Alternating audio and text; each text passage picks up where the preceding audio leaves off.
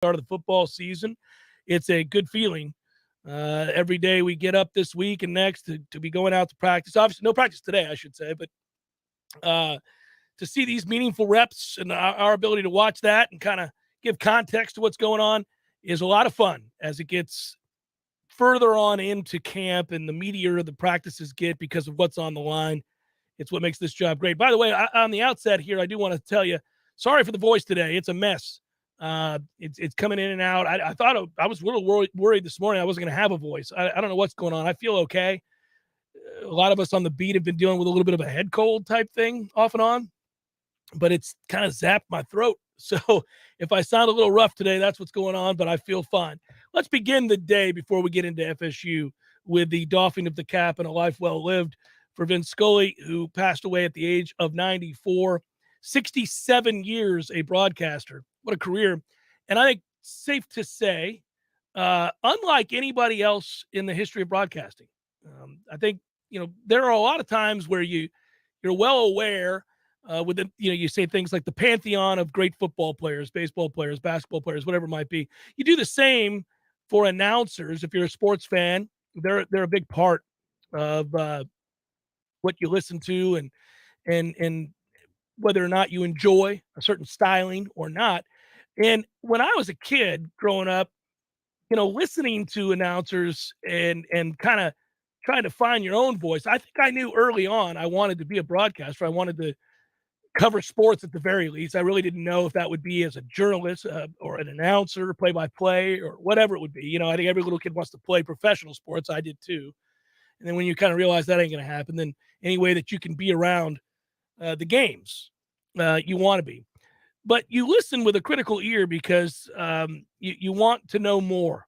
You have this insatiable appetite to know more about how it is the guys do what they do and how they got here. And really that's how we latch on to players, right? Usually their story to some degree. And nobody told the story better than Vince Scully. Nobody told the story of this particular player, this particular game, this inning, this week, this month, this season than Vince Scully did. A natural storyteller who you got a sense understood how to connect those in the stands or those at home, those in the car, those listening way back when he started on a transistor radio, to the players, to the action. And that through line was perfectly spelled, if you will, described, scene set, if you will, by Vince Scully's ability to naturally segue between hitters and innings and games in a way that kind of kept the storyline running throughout a season.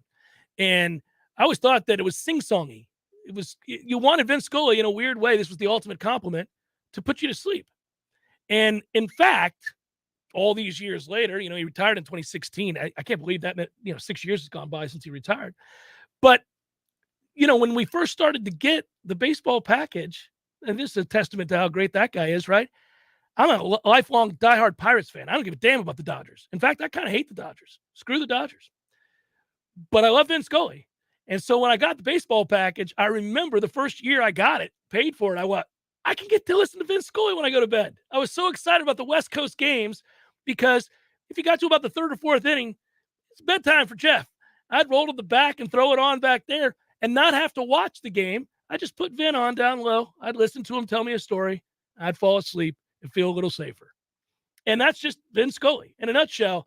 So what a life. It's more of a celebration. I know when somebody passes, typically we're sad, but if you get to live 94 years, and in 67 of those, you get to do what you've always wanted to do. Vince Scully self-described always wanted to be a professional broadcaster, wanted to be, in particular, a baseball broadcaster. And at the young age of 22, got hired by the Brooklyn Dodgers to be just that. And nobody envisions when they break into the field of their dreams that they're going to not only get to do it for 60 plus years, but that at some point, not only will they every day not have to work because they're living the life that they've always dreamt of, but they will also ascend to a level where they would be considered, almost universally considered, the best to ever do it. Happily married forever, a bunch of kids, grandkids to boot. You'd have to really kind of search far and wide to ask yourself who lived a better life than Vince Scully. So that's the ultimate celebration right there. Yeah, actually, Oddly enough, this one hit me hard today, and it took a while, probably until about after breakfast to shake it off. Like, I was bothered. And I know, I mean, Vin is 94. He was Yeah, you 94. got It the was a life celebration. well lived. It's not the worst, most tragic loss in the world. He's Yeah, done it. He conquered the mountains that nobody else will. And yeah, I think it was just he was always a tie to personal family history, which is, Brooklyn, New York, and National League Baseball. It's been something, it defined my youth. hmm It defined an early bond with my dad. And he would go to Ebbets Field and watch the games. I mean, his first ball game, Jackie Robinson was playing and that's Pee Wee awesome. Reese was playing. Yeah, And so I sent the video of his sign off to my dad, which I retweeted out this which is an morning. all-time great It's sign-off. just unbelievable. Yeah. It's up to the how the hell. So he's 88 at the time, hmm I guess. How the hell at 88 do you nail something, like you're in the prime of your career? I mean, he did. It's a Yeah. perfect send off. And my dad responded that he was a part of my youth. And I thought, I mean, that's unbelievable. My father is 74 years old. It's a part of his youth. Yeah. Transistor radios outside of Ebbets Field in Brooklyn in the 50s. That's what he was listening to, was Vince Scully. He tied us all together. And I just hate that tie is broken in some way today. Yeah, you live long enough, that's what happens, sadly, and it's odd because when it does, even if you're expecting it, it stings a little. You're like, that's irrevocably broken now. It's over, that. But the memories aren't, and that's what Sure. matters. And I think again that for him, what I would say, as somebody who loves broadcasting, to be able to transition. You brought up transistor radios. My man began at an era where people did indeed walk around with transistor radios, sneak them into school. My stepdad, who also is from just outside of Brooklyn and grew up going to Brooklyn Dodgers games, said he would sneak the transistor radio into school to listen. So that was how people consumed baseball for a very, very long time. The thing that's just so powerful about it is I know that voice, and I get that it ages, but his voice is very similar over the decades. Oh yeah, very similar. And so I can hear the soundtrack of my old man playing stickball in the streets of Brooklyn. I know what the soundtrack was. Yeah. Because I heard it. Because it's the same soundtrack that when I was in college and I got the MLB Yeah. package. Isn't that cool? It's spooky. Well, it's just cool, but the technology came that far, though. That's where you celebrate, things that get developed over time and enter into our lives, in a way that allows you to have more access to the past and to people of the past who were carved from a different era, if you will, and influenced by different things. Speaking of which, Matthew and I were talking just before the show began. Vince Scully called games started by Preacher Rowe and Julio Urias, born 80 years apart. First of all, the guy's name is Preacher Rowe. Oh my God. Of course he was. Vince Scully's first season as a broadcaster was Connie Mack's last as a manager, 1950. Connie Mack was born during the Civil War. That's a fact. He's down on the field talking to a guy who was born in the midst of the Civil War. That is pretty remarkable. And I love those kinds of nuggets that you get when a guy has a career that goes spans 67 years. I like that today, a lot of today on the national sports talk shows, ESPN, the network, whatever you're listening to, Sirius XM, listening to us. The bottom line is today, a lot of people obviously paying tribute, but they're doing so by going back and playing signature calls from all of the decades that he worked. And one of the things that I would think, and I hope he knew this, I think he did, but the reaction you have to hearing whether it's Montana to Clark and the catch, right? I mean, people forget he's on the call for that. Whether it's your 86 Mets, I was at a birthday party when that happened and stunned as I watched it. Roller up along first. And it gets through Buckner. Behind the bag. But I was watching when that happened. What happens today when you hear all of these calls is just a smile creeps across your face. And that is the ultimate testament to somebody's life, right? That when they hear you, and he's a broadcaster, so it's important that that would be the thing. They hear you, they smile. And I was telling Matthew earlier, one other thing, and we'll move on, but there are very few moments in my lifetime in which the actual event, so the play or the game, the signature moment of a career, whatever it might be, gets, I think replayed in my mind along with the call. So most calls aren't significant enough to earn their way into that memory. Just the play is. But Vince Scully must have 10 to 12 of those where if I see the play, I hear Vince Scully. The lone exception that maybe tops most of those is Al Michaels in 1980 Lake Placid winning the gold medal, or excuse me, beating the Russians. You hear that before you see the video in your mind. It's an incredible call. It's a perfect call. He nailed it. And it wasn't planned, and he admits that all these years later. I saw an interview with him, and he said, I got lucky. But you can hear in his voice the collective thought of Americans watching that particular game. Because as the game went on, you really didn't allow yourself to believe that we were going to beat the Russians, the same Russians that had vanquished us by 10 goals, whatever, a month earlier, right? So in an exhibition game. So to have the reality and the clock, counting down, and you're going, is this, are they going, this isn't going to happen. There's no way, so for him to proclaim, do you believe in miracles? Yes. That really was the exalt of a country, right? Joe Buck with Randy Moss. No, that is disgusting act. No, not too many, right? But most of them are Vince Scully. That's that. I can still remember Gibson's home run, and if somebody wrote that in a script, you'd go, "This is stupid. This guy's going to limp out of the dugout. He can't walk, but he's going to hit a home run." And not only did he nail it, it's perfect. And then he lets it go. Oh, yeah. But, I mean, when you get into how many current broadcasters will let that moment breathe for a minute? Well, 7:15, he did, obviously he's on the call for Hank 7:15, and he lets it breathe. He stands up and walks away from the mic. After he announces what's occurred, he doesn't need to talk. He needs you to hear what it's like in the building. The place is going berserk, and he allows for natural sound for 30-something seconds. Now, that is something that obviously is not done all that often these days when you consider the race to say something witty. I'm sure Michael Kay, if Aaron Judge hits 65 or whatever before the 154 game plateau, he'll let it breathe, right? Right. So it's very cool. Very cool. And when I saw that this morning, I just thought, I didn't get sad. I understood that moment of melancholy that everybody feels when you find out that somebody's no longer amongst us. But I thought, wow, that's a pretty incredible life. And then the more I thought about it, I thought, I don't know that anybody had a better life, maybe equal to, but I don't know, better. Like if you tell the 13-year-old you, hey man, in less than 10 years, you're going to be doing the thing you've always dreamt of doing.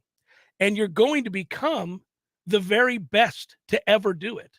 And you're going to get to do it for over 60 years. Oh, by the way, you're going to meet and fall in love with a lovely lady, and she's going to be the love of your life till you die, and you're going to have a lot of kids and grandkids, and really nothing bad is ever going to happen to you. I mean, you're going, okay, I'm signing up, because it just doesn't happen. But it did, and it was Vince Scully. So rest in peace, Vince Scully, and that is a career to say the least, but that's a well-lived life. Jeff Cameron Show 93.3, Real Talk Radio, Warchant TV. When I get home from work, I'm ready to relax. So I call Swain Pools and Spas and put my pool in the back. I call Swain Pools and Spas. Now I'm soaking up the fun when I want to. Truckloads of new and used Caldera and Hot Spring Spas are available now at Swain Pools and Spas. Don't wait. Get to Swain Pools and browse the best inventory to find the spa of your dreams. These won't last long, so come see us today. Just look for the huge sign on Tharp Street or call 386-7113 for Swain Pools and Spas. I know what you're thinking right now. Where can I find a place to get my car fixed and also check out some awesome new hot tubs and spas while I wait? Well, you're in luck. Because when you bring your car or truck in to get serviced at Tallahassee Car Care, it's under the same roof as Swain Pools and Spas for tires, brakes, batteries, tune-ups, oil changes, and all the service you need to get back on the road. Choose the certified technicians at Tallahassee Car Care. Drop by our shop on Tharp Street or visit online at TallahasseeCarCare.com. Hey, no fans, our partner ISF Inc. is a national management and IT consulting firm located right here in Tallahassee, Florida, solving the future for state governments through strategy, process, and technology. As a trusted advisor for state governments, ISF knows the importance of defining a clear and detailed strategy. Our friends at ISF can help your organization create a strategy that sets you on a path to success. ISF, Your vision plus our expertise brings your brilliant ideas to life. Visit ISF.com to learn more. ISF, solving the future. If you're hearing this right now and you or someone you know is active military, a veteran, police officer, firefighter, nurse, or a teacher, turn up the volume and listen to this. My friend Shannon with Legendary Home Loans has a hometown hero loan program designed to make a difference to those who make a difference. When it's time to buy a new home, he will waive all lender fees for all hometown heroes. That's a $1,600 value right out of the gate. Also, if you decide to use their preferred title company for their closing, you'll be saving another $600. That's $2,200 in discounts right off the top. That's like 20 tanks of gas in your car. And today, more than ever, it's important to save as much money as you can, wherever you can. So if you or someone you know is active military, veteran, police officer, firefighter, nurse, or a school teacher, and looking to buy a new home, choose Shannon Young, Legendary Home Loans, and ask about their Hometown Heroes program. Call 844-FSU-LOAN or just visit FSUHomeLoans.com. That's FSUHomeLoans.com. Equal housing lender. NMLS number 2270146. You were always more than my mom. You were my role model, my best friend, and biggest supporter. You filled my days with unconditional love. And you also prepared for the day when you couldn't be here. Because of the woman you were back then, I'm able to be the woman I am now. Your planning made this moment possible. Set your family up for life. Southern Farm Bureau Life Insurance. Your friends for life. This is Andy Cohen. When I was a law enforcement officer, I devoted my life to a career of service and protection. Who's protecting you? Give me a call. 850-671-FARM. That's 671-FARM. Helping you is what we do best. Southern Farm Bureau Life Insurance Company, Jackson, Mississippi. Not licensed to do business in all 50 states. We all want more energy, more strength, more results. Well, welcome to Orange Theory Fitness as you take a step towards feeling more alive today. Backed by science, Orange Theory's heart rate monitored workout is scientifically designed to keep heart rates in a target zone, spiking metabolism and increasing energy. Orange Theory Fitness is a one-of-a-kind group personal training workout resulting in more energy, visible toning, and extra calorie burn for up to 36 hours. Experience a more vibrant life today with Orange Theory Fitness. To find out more, go to orangetheoryfitness.com. The Cameron Show, brought to you by Orange Theory Fitness. 2 Tallahassee locations, Midtown on Thomasville Road and Northside in the Village Common Shopping Center. Online at orangetheoryfitness.com.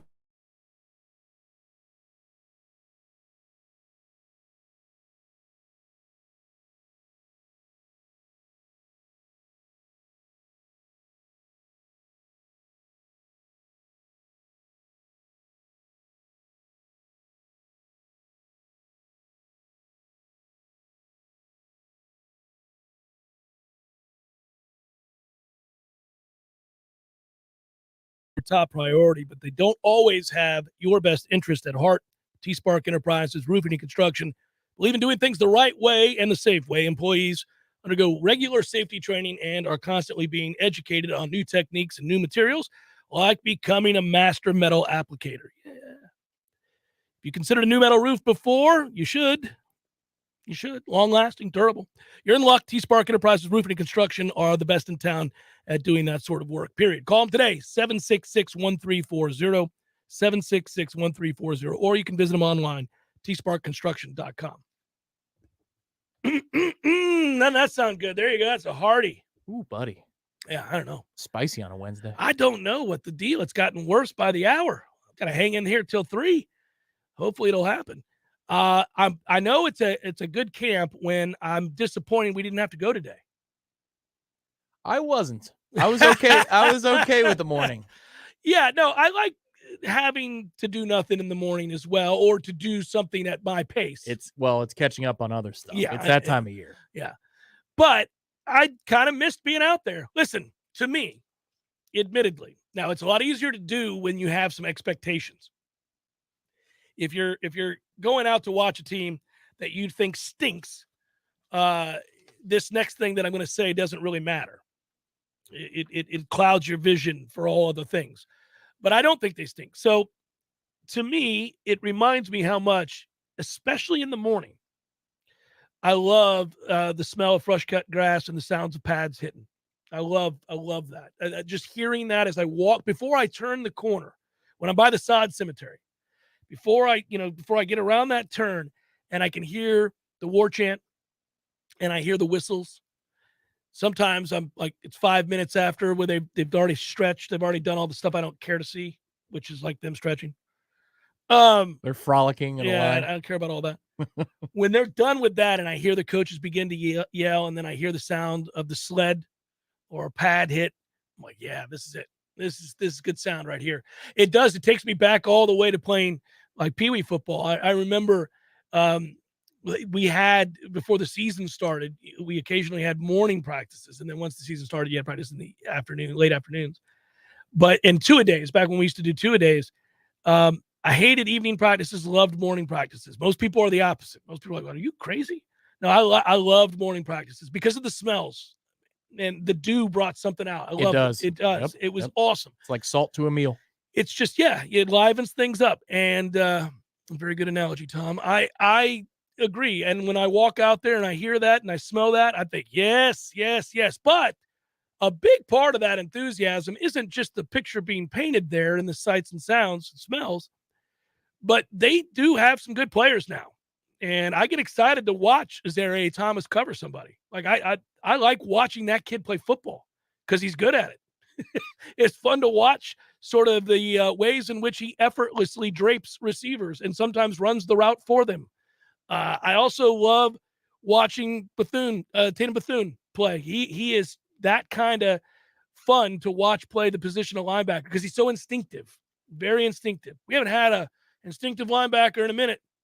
A guy who kind of just flows with the play before knowing now. And when he closes, there's a little something to it. Yes. There's a little something to it. So that brings joy to my heart. I think that, watching Trey Benson run a football and get out wide on an outside zone and watching him get to the corner and all of a sudden a guy that big who your eyes are telling you, signaling to you that your brain's saying he can't get, he's got the corner.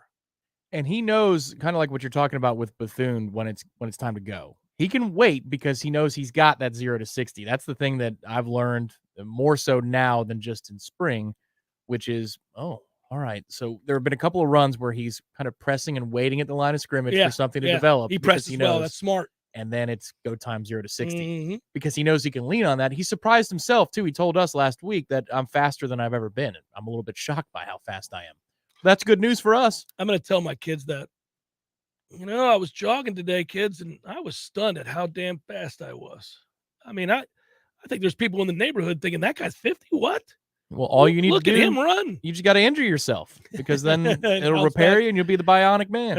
Yeah. Well, I've had 2 arthroscopic knee surgeries and a reconstructive foot surgery, so I'm kind of put together that way. Well, here's a put together question from Briley. And he asks, okay, we've heard preseason hype before. Why is this different? I shortened it to a lot fewer words, but why is this time different? Edit yourself, Briley. Let's get it together. It's different because they have better players. That's the short answer. It's different because they have better players. There were times where maybe a singular player here or there was something to get excited about. But in the last few years, they haven't had much in the way of a segment group across the board that you would say that segment is good. You can do that this year. You can look at more than one. You can look at the back end of this defense. You can look at the safeties and corners and say, I think they're pretty good. And I actually think the stunning thing for me to sit here and say is that they're at least average, maybe above average. Now, that's crazy when you consider what I'm about to say on the offensive line. Yeah. They're average. They're average. I think it's average. Yeah, they may not be much above average, but they're average. And when they were butt-ass sorry, as I called them, I said, we got to go from butt-ass sorry to just ass sorry to just sorry to decent to average. We've gotten to average. Yeah, I think the interior has a chance to be above average, squarely above average, especially when you're talking about ACC competition. Mm-hmm. What they're going up against every day, they're doing all right because that's a lot to deal with. tackles. Need to see a little bit more from the tackles. Yeah, I don't love the tackles. That's what brings them down to average. Is that I don't love. Again, if we're using the standard around here of what we've seen the last 4 years on the offensive line, they're immensely improved and they're deeper. They're even better at tackle, too, by the standard of the last 3 or 4 years. Now, if you're comparing them to the best offensive lines in this league, even just this league, no, they're not as good. But again, I don't think they're an unmitigated disaster by any stretch. And I think we've seen this team have some answers to problems that have plagued them for several years. Now, they have a lot of work to do to get to where we want them to go. I mean, like you guys, I want Florida State to be in a position to compete for national championships. They're not anywhere close to competing for a national championship. You can't do that if you can't win the Atlantic. And I don't think they can win the Atlantic. So they've got a long way to go. But that doesn't keep me from saying to you, they're better. And that has me excited.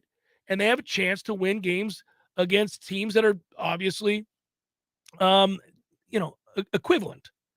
Whereas before, when you can have a team that you say on paper is the equivalent of Florida State, and I would tell you in years past, well, the other one that is supposedly their equal is going to win because we can't block.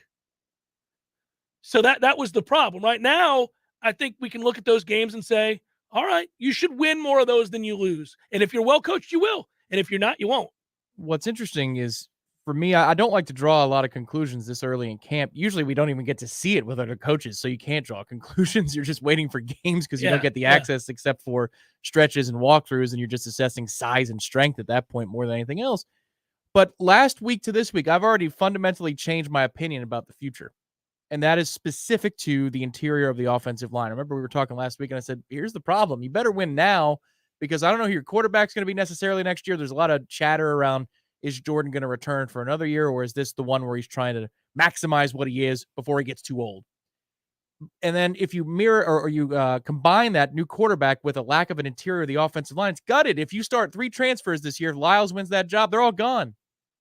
I'm already seeing solutions for next year in the interior of the offensive line. Estes will start next year for sure. Kanaya Charlton is having a nice early part of camp. He's not running for any job right now, a starting job right now, but I've already seen enough growth from spring to fall. Yeah, he's gotten better. Okay, and Maurice Smith has 3 years left, including this one. Keep eating, Maurice. That's right. You keep eating. Maybe next year he'll hit 292 by fall camp. But still, you have solutions now on the interior of the offensive line. I feel good about the interior of the defensive line. The closest positions to the ball on both sides of the football, I feel good about for the next 2 to 3 years. Yeah, Briggs is going to have a big year. Coop's going to have a big year.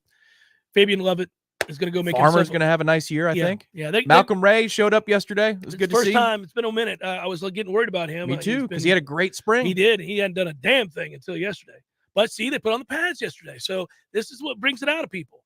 Willy-nilly out here in T-shirts and stuff, anybody can look good. I need you to be able to hit a joker.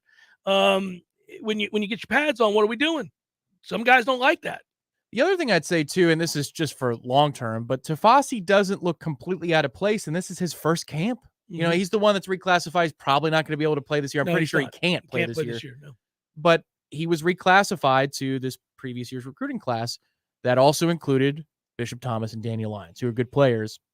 Tafasi, every once in a while, I'm like, who the hell is that? Because his name isn't on the back of the jersey. It's 55. Yeah. I'm like, who? Oh, wait a minute. I did that yesterday twice. I was like, who's 55? That's a good. Oh, okay. Yeah.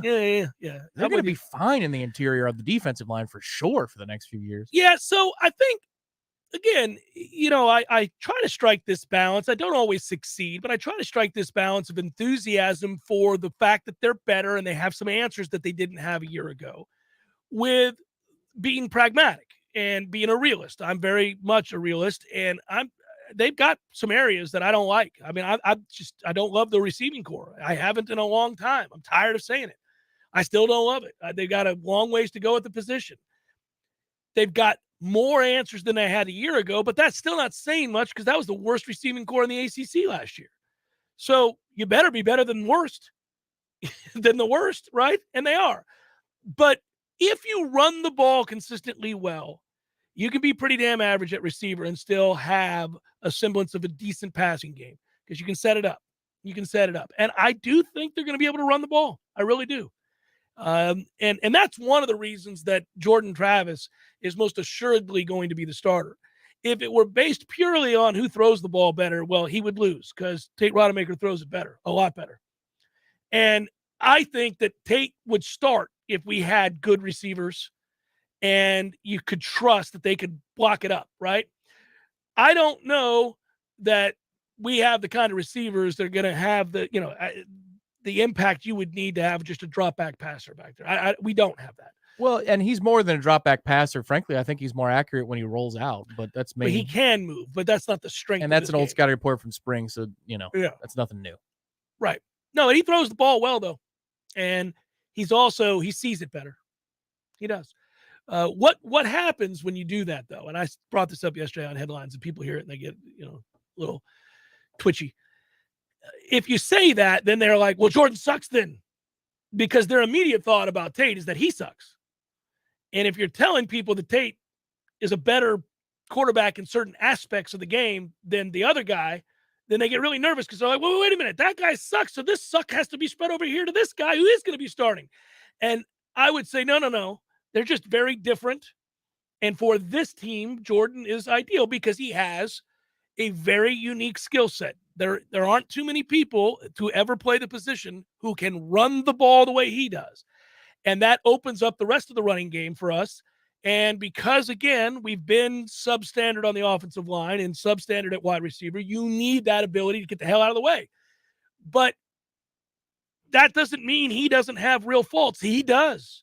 And Tate has had real problems too. When he's been given the chance, Tate has played poorly. That's why fans think he sucks. Well, and that's the other thing I'd say, even with one drive, it's one drive in practice. Like, it was a nice drive, but I mean, I think we're going a little overboard here because everybody knows that Jordan is the starter. So again, I'm always going to couch this so FSU doesn't get pissed at us. Everybody knows Jordan's the starter. So you can suppose and assume that maybe Jordan sees a better defensive line every snap than Tate would in a setting.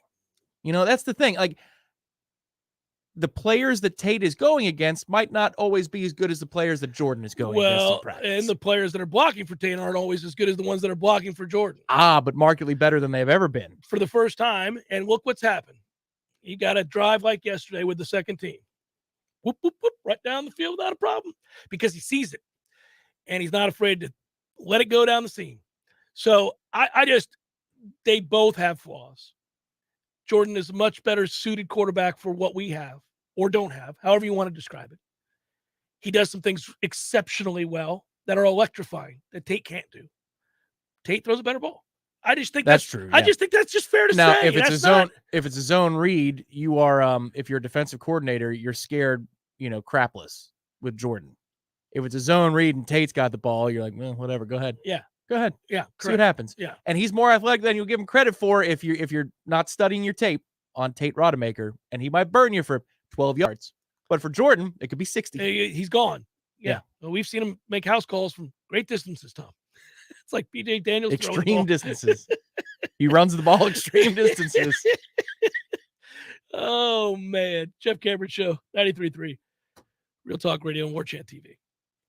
Your local news now. School officials are asking for the public's help in filling volunteer roles. In past years, the program has had over 1,000 volunteers, but due to unexpected events, numbers have dwindled. Now, with COVID restrictions lessening, the school district is ready to pick up where they left off. Mentors are asked to spend 1 hour a week with a child, providing guidance, counsel, and academic help if necessary. Research does show that when students have a mentor in their youth, they are 78% more likely to volunteer later in life and 90% more likely to serve as a mentor as well. After noticing the dangerous sidewalk on Zyla Road across from Fairview Middle School, Mayor Pro Tem Curtis Richardson acted. With the city's budget for transportation, more than $2 million will go towards upgrading the road by closing the ditches, removing the railing, and re-asphalting the street. The city will host a community meeting on August 8th from 4 to 7 p.m. at Fairview Middle School cafeteria. This is Rachel N.A. with your Real Talk 93.3 local news update, brought to you by Macklemore Systems, Tallahassee's go-to Mac store. Check them out online at MacklemoreSystems.com.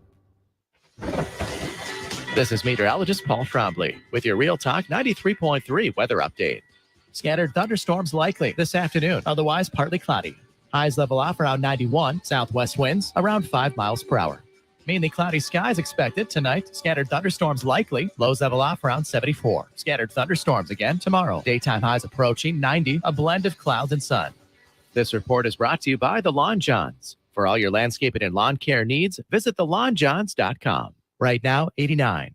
Hi, I'm Alex Stimley, candidate for Leon County School Board, District 4. As a lifelong resident, I've attended our schools, I've worked in our schools, and my kids go to our schools. For me, this election is not about power, it's not about title, and it's not about politics. This is about our kids and the positive impact our schools can have on our community. Our schools are vulnerable, our parents are voiceless, and our educators are defenseless. Your kids, grandkids, your neighbor's kids, and my 2 kids. That's my why. I'm Alex Stimley, and I have paid for and approved this message.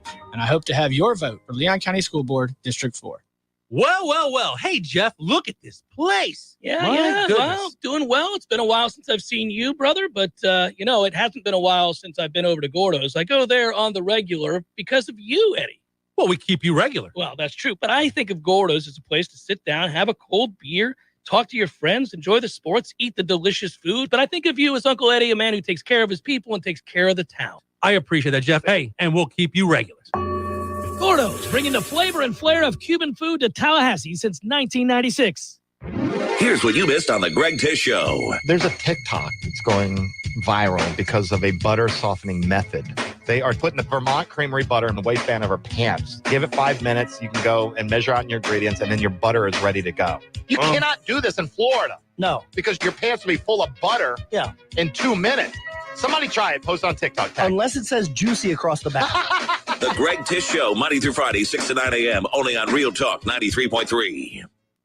The Cameron Show is a production of the Warchant.com Multimedia Network. Check out Warchant.com today for the latest news inside Florida State athletics. That's Warchant.com. Now, back to Jeff on Real Talk 93.3.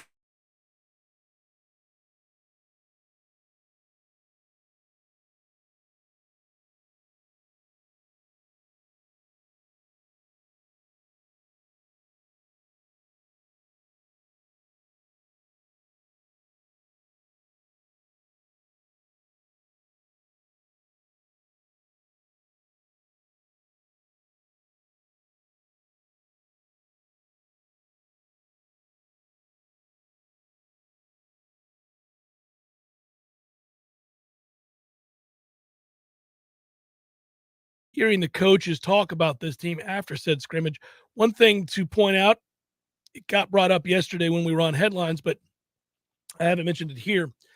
I thought it was a telling comment yesterday when Mike Norvell talked about the day off, which is today, and what they would be doing, which is studying the film a little closer of this little over a week's worth of practices.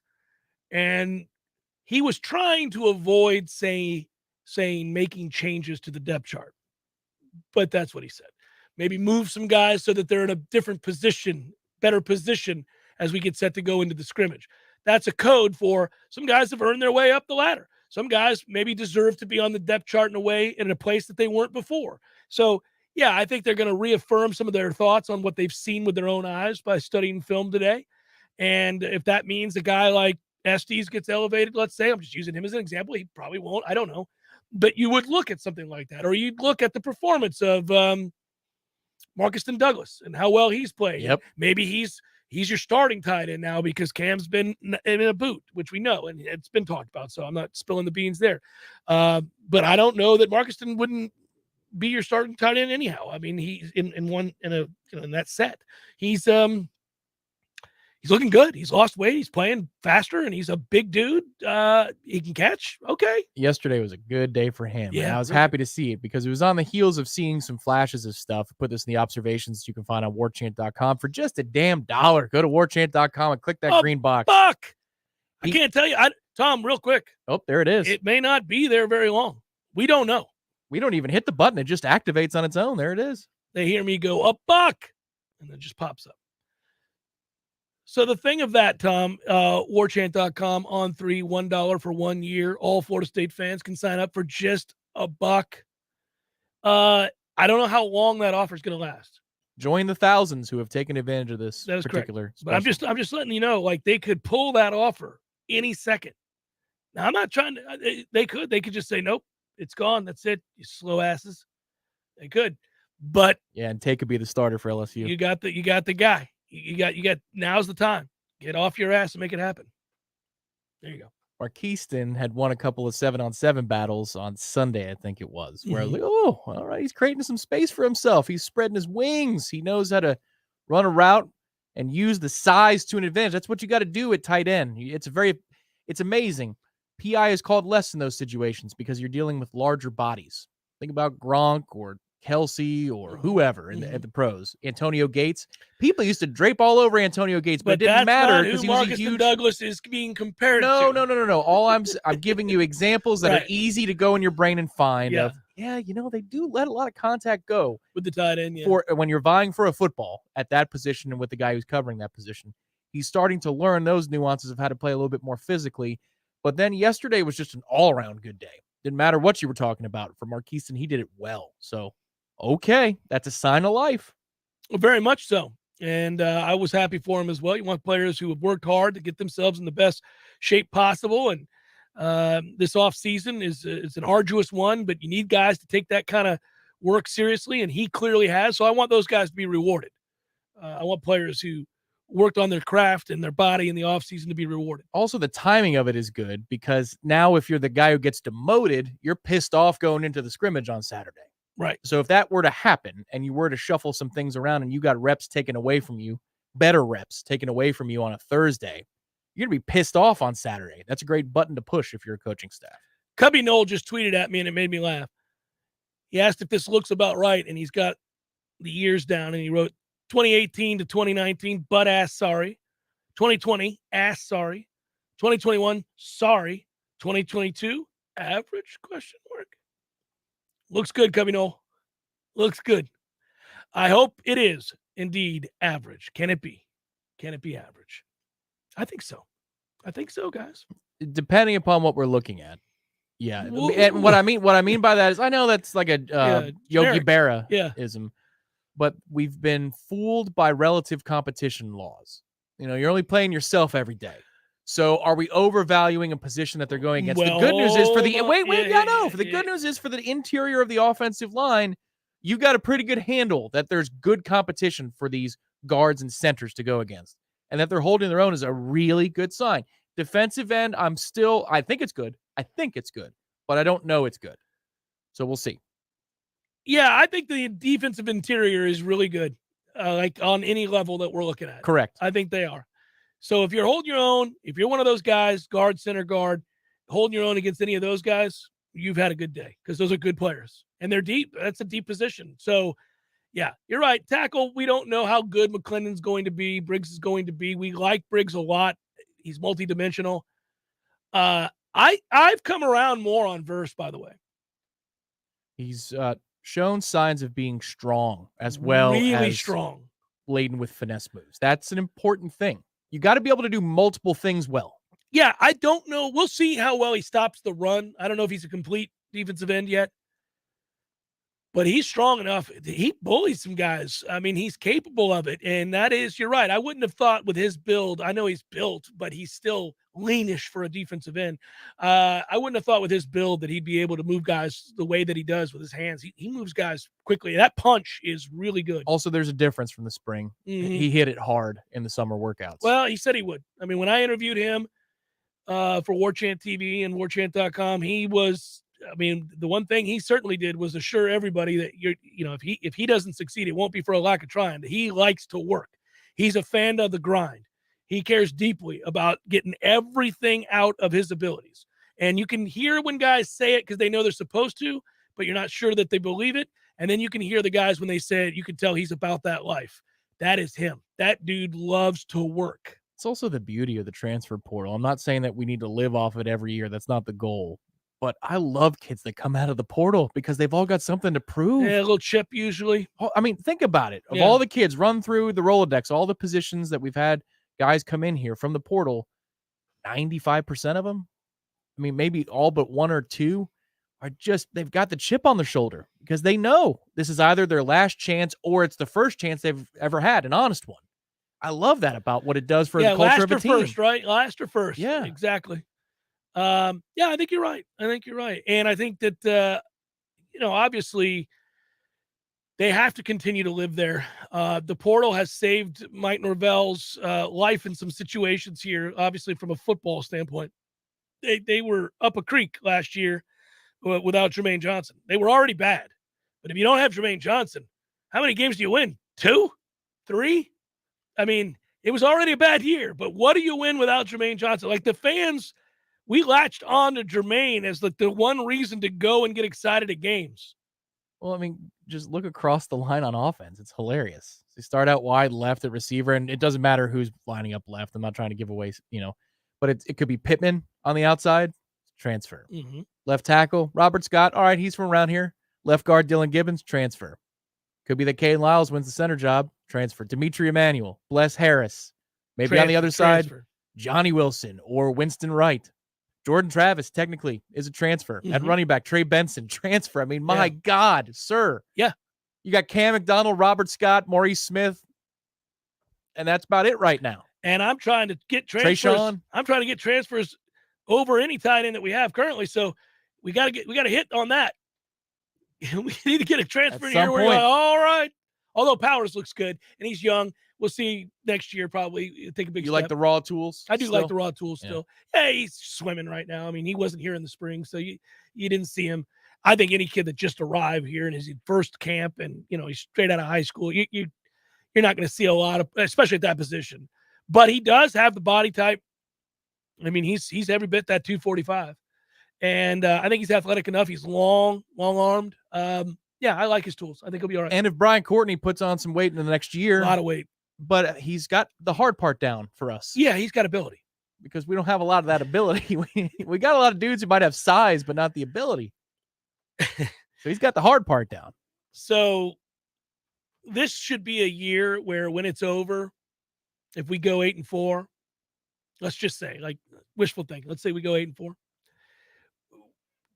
Because that year would solidify that Mike was going to be here for the next couple, then you might have a chance to make some upgrades at certain positions, meaning the coaches that are there. And if that happened, then maybe you will get some people in those areas of need that we can't seem to win over transfer portal guys for, or the ones we do aren't quite the caliber that we need. Or you get a couple of transfers from that coach's previous institution. It's happened before. We could use it. What do you think of Johnny Wilson's camp up to now? What do I think is what's up to now? What do you think of his camp up to now? Oh, his camp.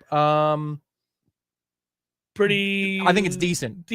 But fairly lifeless until yesterday. Is it a leading question? I just said fairly lifeless until yesterday. I thought it was. I thought it was okay. I don't know about lifeless because that sounds like he's not doing anything. I thought it was okay until yesterday, and yesterday was probably the third or fourth time since spring where I go, that's why he's here. First time in fall camp, though. Yeah, more days like that. And then I think if by chance Williamson's going to continue to play well like he did yesterday, then you might have the surprise candidate that I've been begging for. That was a good day. What a good day. What a good day, young man. He bailed out the great Tate Rodemaker on one play, too. Oh, you're going to have, now you're pushing back on Tate. Tate was your hero, and now you're pushing back on him. I'm just saying it's one drive. Because I hold the Rodemaker to a different standard. He has to do more than one drive to become the Rodemaker. It's not there yet. I'm just telling you. But Darian went up. That was your ride and die guy, and now all of a sudden it's from the Latin for the correct shoulder every time. Yes. And I'm telling you, it's also the only time because I love the Rodemaker, I'm a little bit more harsh on the Rodemaker. Yeah, that's the one guy that you utilize Tough Love Cameron for, I guess. But come on, man. I'm just letting you know that if he has another, it's not going to happen. I don't want to give people the wrong idea. Right, because there was the one day in spring practice that we lauded, and then that was the last time we did that until yesterday for Tate. Yeah, he's inconsistent. I mean, he's got to be more consistent. I hope yesterday was the start of that. Then, I mean, you know what you want, even though we all know 99% likely that Jordan's going to start. What you want is for there to be a question mark. You want a fiery debate. You want our a fire, airwaves. yeah, that's what you want. Yeah, sure. And as a coach, that's what you want. I'm not there, though. Oh, it almost no, felt no, like no, yesterday, no. like, ooh, wait a minute. I'm not at, ooh, wait a minute time No, yet. no, for no, no, Tate. no, no. Not even close. I don't know that we can get there. I don't care how many days in a row he does that. I don't know that we can ever get there because, again, I don't know what translates in a game just yet because of, again, some of this is going to be about how much we're better. How much better are we on the offensive line? We're better. How much better? LSU will tell us that. Duquesne won't. Yeah. LSU will tell us that. And it's, you know what? Remember this, when we're average to maybe slightly above average on the offensive line. It's okay to lose a series. It's going to happen. Just don't lose 4 in a row. Yeah. I don't want anybody to think, oh, now that we're average, we're going to start winning every drive. Like, that's not how that works. When you're average, you still lose a lot of drives. Preston writes, Jeff's going to start the I Hate Johnny Wilson podcast with co-host Micah Pittman. What? They're friends. Who knows, I guess. I don't hate Johnny Wilson. I need him to perform really well this year and consistently. And yesterday was his first good day of fall camp.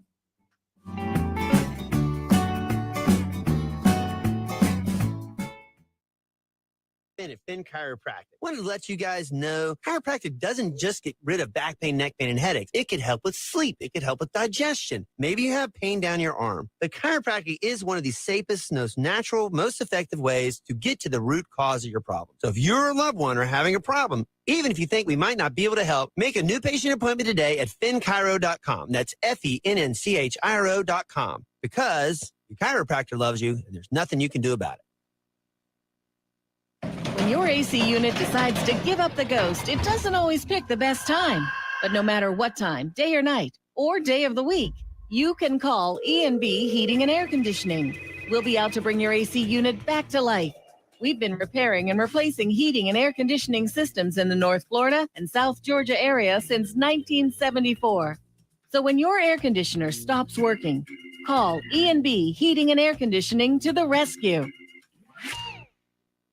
Wooden Glass has been taking care of families since 1945. Experienced, reliable professionals who offer only the best, like Wooden's top-of-the-line bath enclosures. Eye-catching storefronts are a specialty at Wooden Glass, and they provide precise installation. Wooden Glass, Tallahassee's first family in glass. Online at woodenglass.com. Call 850-222-5781. My brother-in-law died suddenly, and now my sister and her kids have to sell their home. That's why I told my husband we could not put off getting life insurance any longer. An agent offered us a 10-year, $500,000 policy for nearly $50 a month. Then we called SelectQuote. SelectQuote found us identical coverage for only $19 a month, a savings of $369 a year. Whether you need a $500,000 policy or a $5 million policy, SelectQuote could save you more than 50% on term life insurance. For your free quote, call SelectQuote at 1-800-737-9944. That's 1-800-737-9944. Or go to SelectQuote.com. 1-800-737-9944. That's 1-800-737-9944. SelectQuote. We shop. You save. Full details on example policies at selectquote.com/commercials. There's fun to be had every night at the Corner Pocket. Take home prizes on Trivia Tuesdays and Beer Bingo Thursdays. And kickstart your weekend with Martini Fridays. Plus happy hour runs every weekday and game day specials every time the Noles take the field. Watch all the best games at the Corner Pocket's Vegas wall, featuring 560 inches of flat screen TV heaven. Oh, really? The best food, the best drinks, and the best place to watch all the games. Tallahassee loves the Corner Pocket.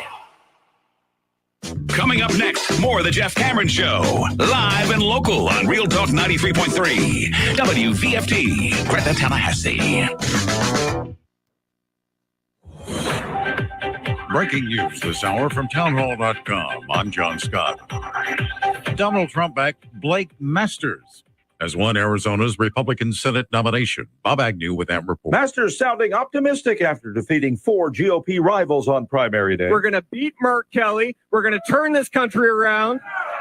After all, Masters says conservatives are a majority in Arizona and in agreement on a host of key issues. We have to secure the southern border. We all agreed we have to get this crazy inflation under control. Masters has said he wants to increase the size of Arizona's border wall and increase surveillance to push back against an influx of illegal aliens. Bob Agnew reporting. China has blocked imports of citrus, fish, and other foods from Taiwan in retaliation for the visit by House Speaker Nancy Pelosi, but avoided disrupting one of the world's most important technology and manufacturing relationships. Sanctions on Taiwanese processor chips for Chinese assemblers of smartphones and other electronics were not implemented.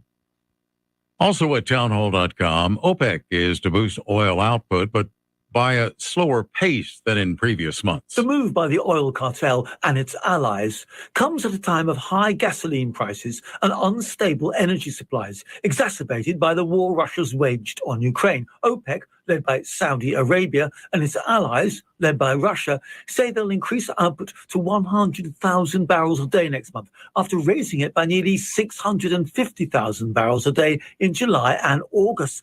The group's been considering what effects staggering inflation and rising COVID-19 rates may have on global demand for fuel in the fall. I'm Charles de Ledesma. The Dow had 441 points and the Nasdaq up 310. More at townhall.com.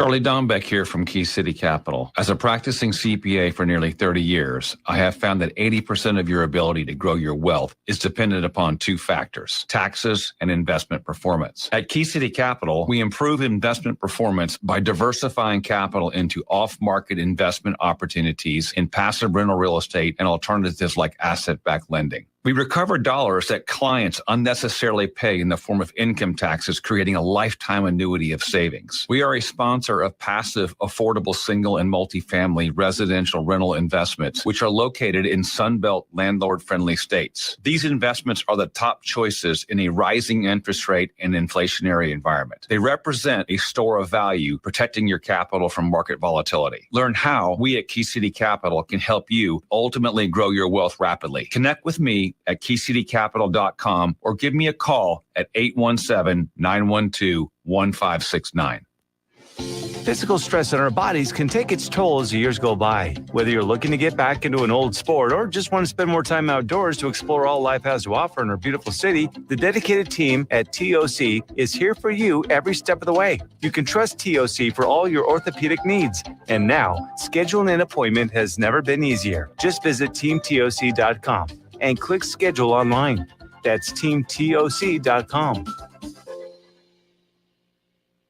We all want more energy, more strength, more results. Well, welcome to Orange Theory Fitness as you take a step towards feeling more alive today. Backed by science, Orange Theory's heart rate monitored workout is scientifically designed to keep heart rates in a target zone, spiking metabolism and increasing energy. Orange Theory Fitness is a one-of-a-kind group personal training workout, resulting in more energy, visible toning, and extra calorie burn for up to 36 hours. Experience a more vibrant life today with Orange Theory Fitness. To find out more, go to orangetheoryfitness.com.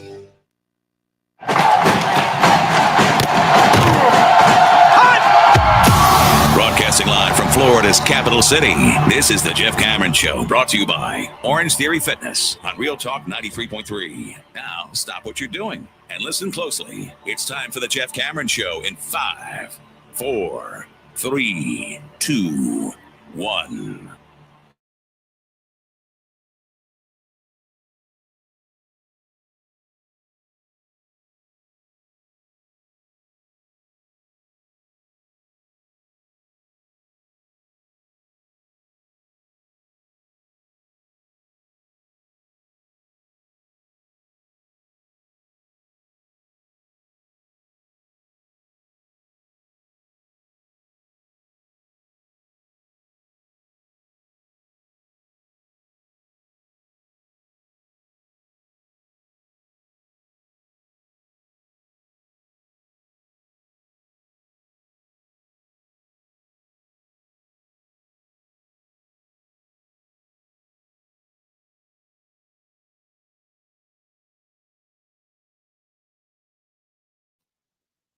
It's a buck. There it is. Look at that. Told you that's what happens if I say it's a buck. Warchant.com on 3, $1, 1 year. That's a site launch special. Don't know how long it's going to last. You can't even get a pack of gum for $1 anymore. Buy a lot of gum, do you? No. Me neither. But I see it at the register. I never really even pay attention to the gum. I couldn't tell you what gum costs. I love the spearmint mints. That's what I like. The old school ones that had the little green in the middle with the filling. Oh, buddy. Back in the day when you're a kid and you love things like gum, Bubblicious. A good Bubblicious was nice. It was also very frustrating that the fruity, whatever it was called, the Yike Stripes? Tutti Frutti, whatever the hell that was. That the flavor didn't last. Yeah, it's the same with Yike Stripes. That was the one with the zebra on the it didn't last. cover. James, good on you, sir. Woo! Jeff, does Norvell have a problem when it comes to hanging on to a quarterback, or would you just chalk it up to bad luck? No, I wouldn't chalk it up to bad luck. They haven't had a real good offense here. They've been kind of substandard, and if you're not winning games, getting quarterbacks of any caliber, high caliber, is difficult. I think if you're talking specifically about a kid that has a chance to choose between Florida State and Ohio State, I don't know how you can expect to win that battle. I think the second that Ohio State got involved, we were screwed. And if you're being objective about it, I don't know how he wouldn't choose Ohio State. I'm not objective. I love Florida State. I'd go to Florida State if I were a quarterback because I love Florida State. But if I'm some kid that's just looking at who gives me the best chance to succeed and thus put the best tape out there for the NFL, which is where I ultimately want to go, it ain't here. It's Ohio State because they don't miss on quarterbacks, if you haven't noticed. They're loaded at wide receiver, and every year they have a Heisman candidate at quarterback. It's crazy.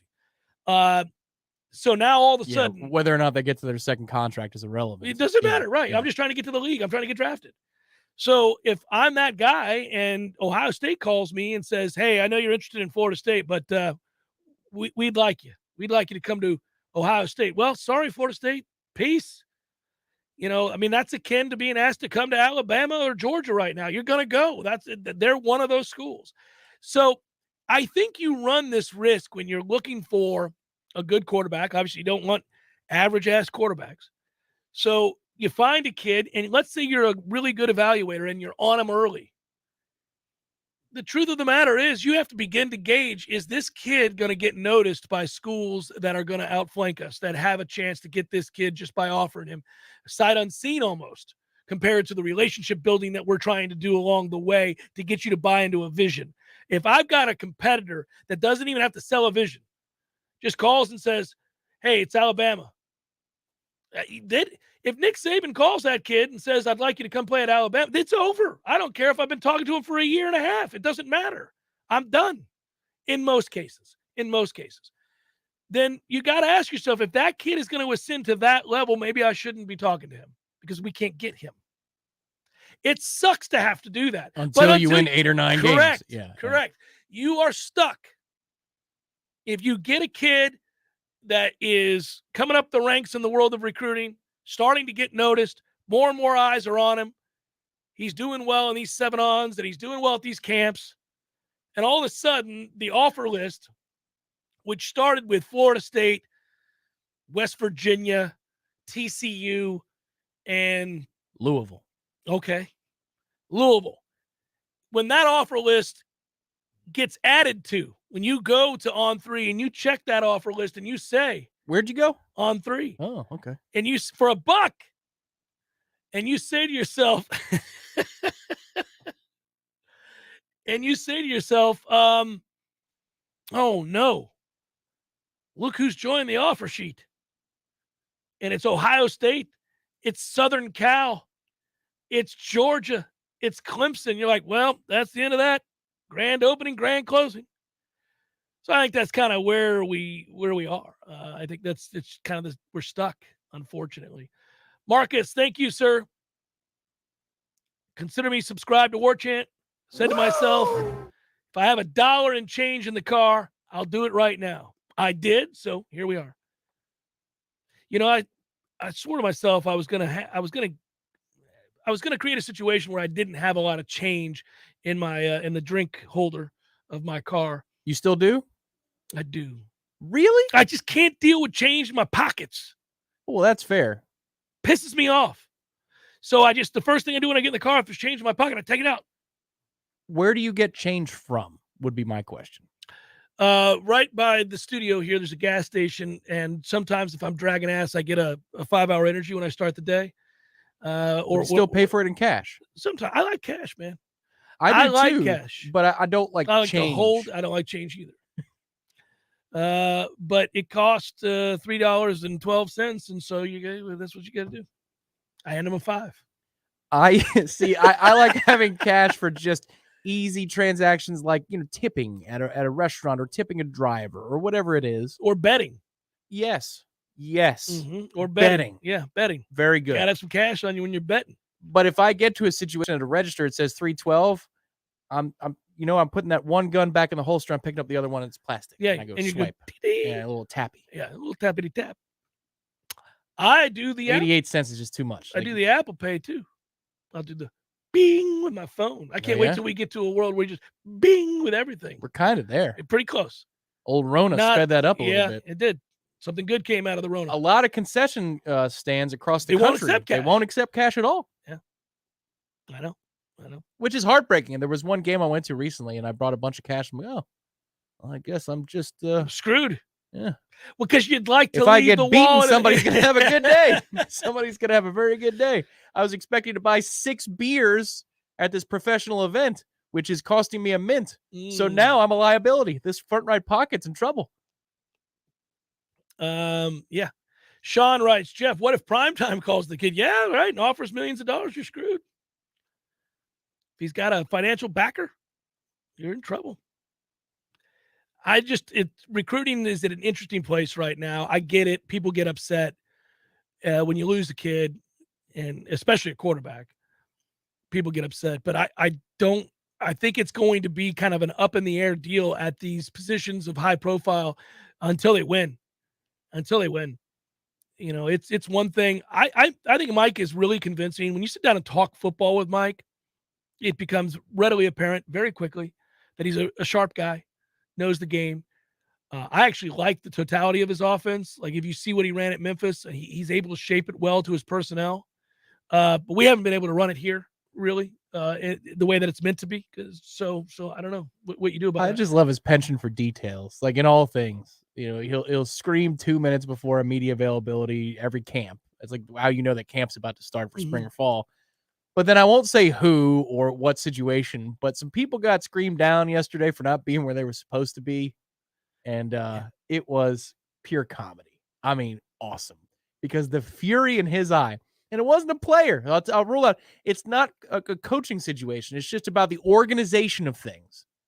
And the fury in his eye for somebody being a couple of steps to the bad was amazing. He just cares so much about the L and climb, the little things. Yes, he is a stickler for details. I want my head coach to be a stickler for details. Yeah. You kind of have to be. That's a big operation you're running. Right. And there's a lot of challenges that come with that. But I imagine, maybe this communication was with people who don't know him all that well. And so this might be, one of their first true interactions with the big man. Because, there are layers to this thing about who hires whom and all that. I'm like, woo. That's funny. That's an interesting Tuesday for y'all. Well, again, going back to where we're at with recruiting, I don't blame you guys, and this is probably not wise of me to say, but at least in terms of what we are, what we do for a living, where we're housed, and all that. I have a hard time. Like I think to myself, even if I were an avid fan of recruiting, like that's my thing, right? Some people they just love it. They know everything about every kid and who his offers are and what he's, where he's from and who he's considering on. I'm not that guy. I pay attention when it gets down to the nitty gritty. I get the importance of it. T-shirt, my favorite T-shirt's an On3 recruiting T-shirt. Yes, there you go. That's your favorite T-shirt. Put it on every day. Yeah. So here's the thing. After the shift in the game and what's happened with NIL and what happened to us on signing day, I don't know that I could fully invest emotionally in recruiting, maybe ever again. Certainly not until we start winning. Because how can you be sure of anything? I mean, I could have a kid lock, stock, and barrel, and we did. For 2 years, that kid could champion my university, could be on the sidelines celebrating his commitment to the school that I'm coach of or a fan of. And 24 hours before signing day, gets waylaid with one hell of an opportunity. And I don't blame people for picking up the phone. I don't blame people for listening to these propositions. You should always listen. Should always listen. Even if you're happy where you're at, even if you have no intention of leaving. If somebody calls you about another job, you're going to listen. And in this case, if somebody calls and says, listen, I know you're committed to Florida State. You love Florida State. You've been committed to Florida State. I see you in Florida State gear all the time. You're doing the chop after every one of your touchdowns in high school. Got it, all of it. But I got $3 million that says maybe you want to go somewhere else. I don't blame a kid for listening to that offer. That is a weighty proposition. You got to consider that. But what it does to me as a fan of a program or a coach of a program or an avid follower of recruiting is it puts all of my passion on the back burner because I don't know what I can believe in. Yeah, I hear you, and I agree with a large part of what you're saying, but that would be like only caring about the third out of an inning for a closer. Like the first 2 outs matter too, because you can blow something before you record a single out or 2 outs, and getting kids on campus is a big deal. Oh, and they're getting a lot of kids on campus. You got no chance if you don't get the kid on campus. So I think the formative stuff matters. It's just whenever I see somebody on the commit list, I'm not ready to, that's all I'm saying, to write them in ink. But it's important that you don't throw your hands to the sky, especially for the staff. Well, singularly for the staff. They can't. Yeah. They can't. You've got to do the legwork. And if you get screwed on signing day, you get screwed on signing day, but you got to get the kids here, and that matters. So when things like that happen and Lucas Simmons does commit to Florida State, whether or not he gets a $5 million offer on signing day, I mean, shoot, that would be too bad, so sad for us. But these things matter because it creates the momentum for other kids to say yes.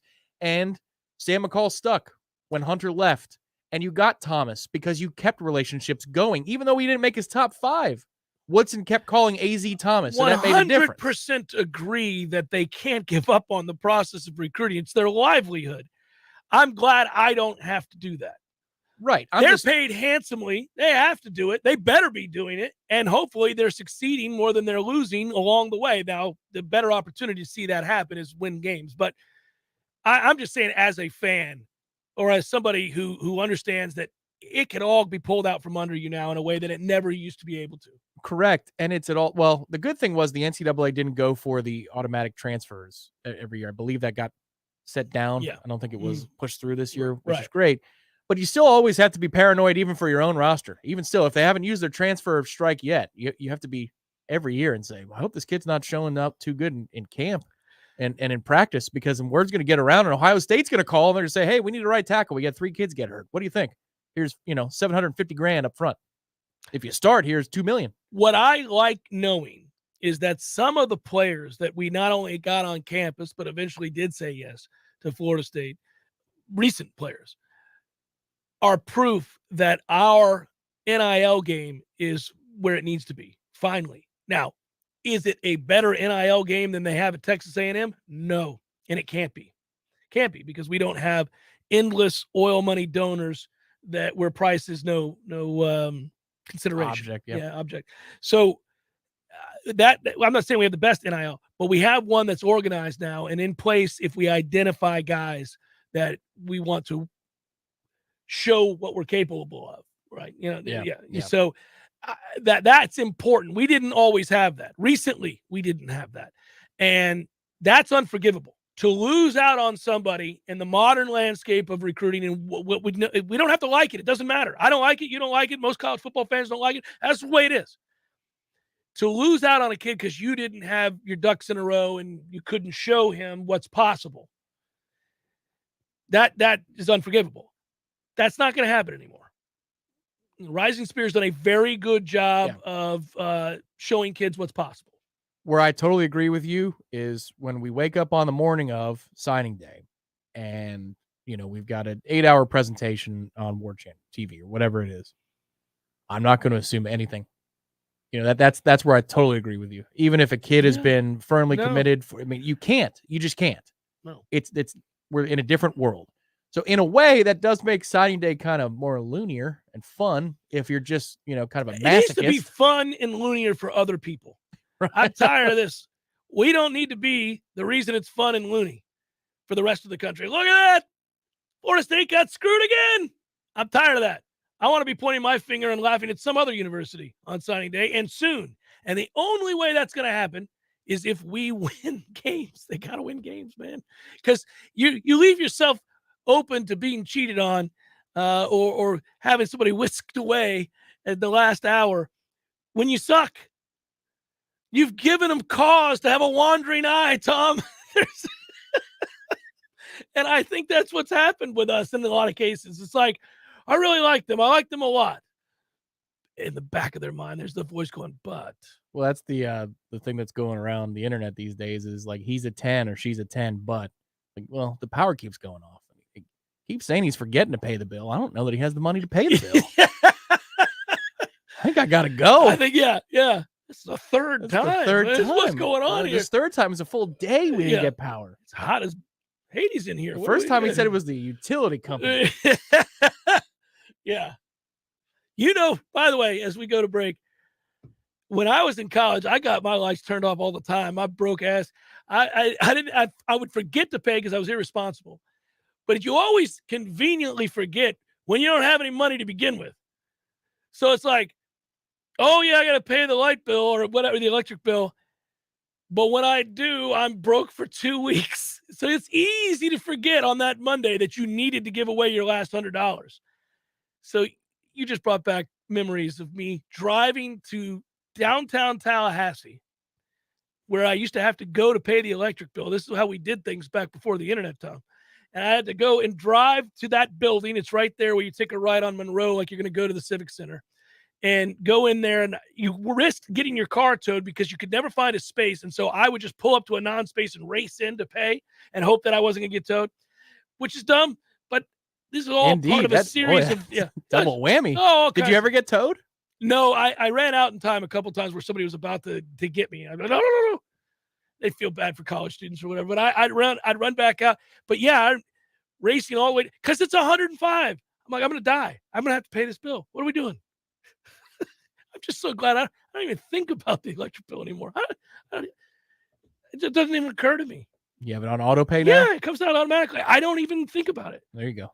And I'm a lot of people are in that position. If but I'm saying it's just, you made me not take for granted for a moment that I can just auto pay the electric bill and not even think about it. Hit the Wayback Machine like we have a few times before.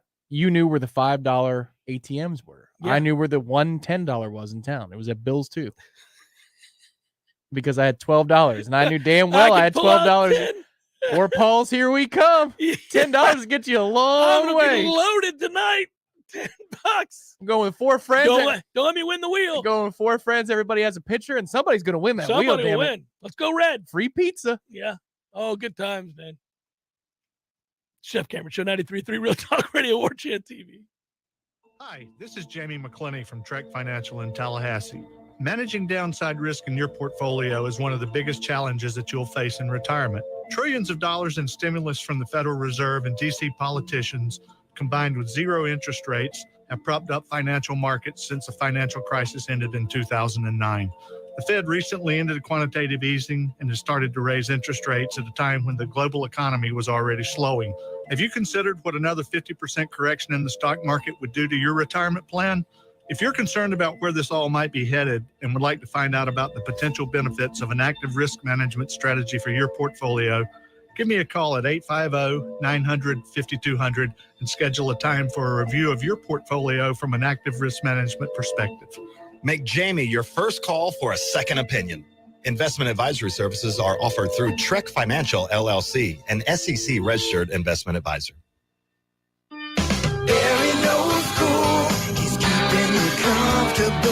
This is Kyle, service manager from Barano Heating and Air.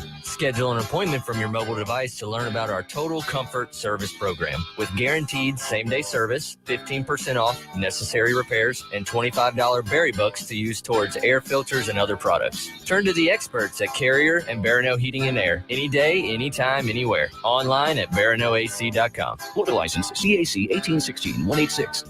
Siri, tell me a joke. The past, present, and future walk into a bar. It was tense. All jokes aside, the trained professionals at Mac & More Systems are serious about Apple products. For all your Mac repairs, call Mac & More Systems at 894-3622. 894-3622. Hi, this is Justin Colvin, founder of the Medicare Help Desk. I routinely speak to seniors who are overwhelmed by the multitude of coverage options available to them. That's why I created the Medicare Help Desk radio show. Tune in every Sunday at 11:30 a.m. where I provide clear answers to all your questions about Medicare. Hey, no fans, our partner ISF Inc. is a national management and IT consulting firm located right here in Tallahassee, Florida, solving the future for state governments through strategy, process, and technology. As a trusted advisor for state governments, ISF knows the importance of defining a clear and detailed strategy. Our friends at ISF can help your organization create a strategy that sets you on a path to success. ISF, your vision plus our expertise brings your brilliant ideas to life. Visit ISF.com to learn more. ISF, solving the future. This is a special alert to all Americans who own a vehicle with less than 200,000 miles with an auto warranty about to expire or with no warranty coverage at all. Due to a decline in the economy, CarShield is announcing a low-cost month-to-month vehicle protection plan that is now available to the public to save any driver out-of-pocket expenses on future auto repairs. Call now to find out how you can pay almost nothing for covered auto repairs. Yes, you heard that correctly. Pay almost nothing for covered auto repairs. An open phone line has been established for all drivers to call for a free quick quote. Call 800-789-0374 now. Drivers who are covered will not have to pay for covered repairs again. This protection plan is at an all-time low. Additionally, drivers who activate this vehicle protection today will also receive free roadside assistance, free towing, and car rental options at no additional cost. Call us for your free quick quote today. 800-789-0374. That's 800-789-0374. What do you have to lose? Call 800-789-0374. Again, 800-789-0374.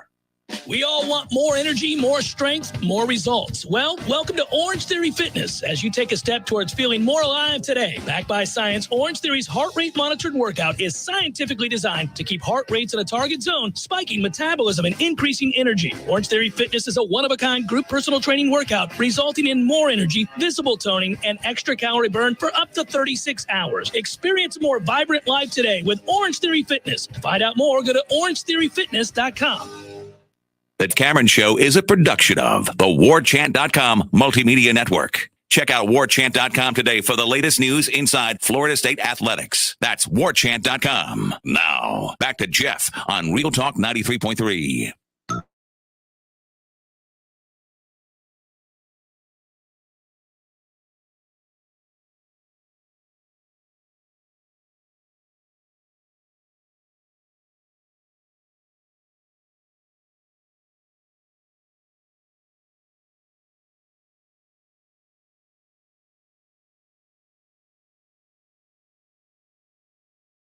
Hoping you could give your opinion on the Dolphins situation and what you think of the punishment.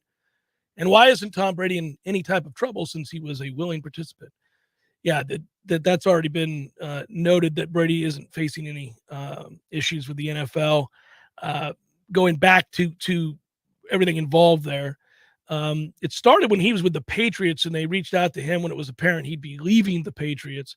The first part of your question there, as far as what the Dolphins did, you can't control who initiates a conversation. If somebody calls you or somebody reaches out to you, and at the time that he was originally going to leave, he certainly was capable of listening to whatever offer the Dolphins were going to issue.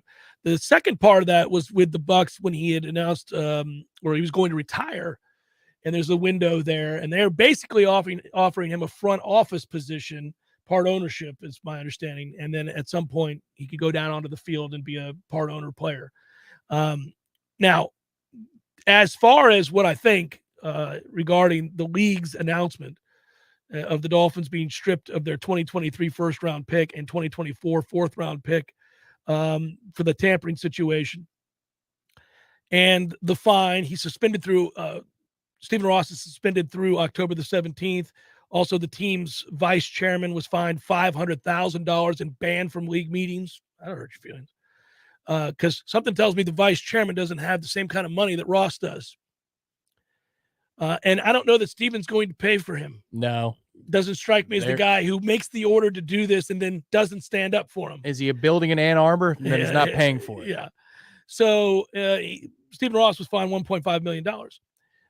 As for that, Stephen Ross strikes me as an incredibly odd character, given his response to the NFL's findings. It's pretty funny. The NFL stated that they found that the Dolphins were guilty for tampering on an unprecedented scope. Okay, that's quote unquote. There is, according to Roger Goodell, another quote, no prior instance of a team violating the prohibition on tampering with both a head coach and a star player at the same time, because they did this with the Saints as well. They were trying to put together a package deal. And that strikes me as hilarious and aggressive. Now, the part that Stephen Ross came out and talked about, this is a classic politician move.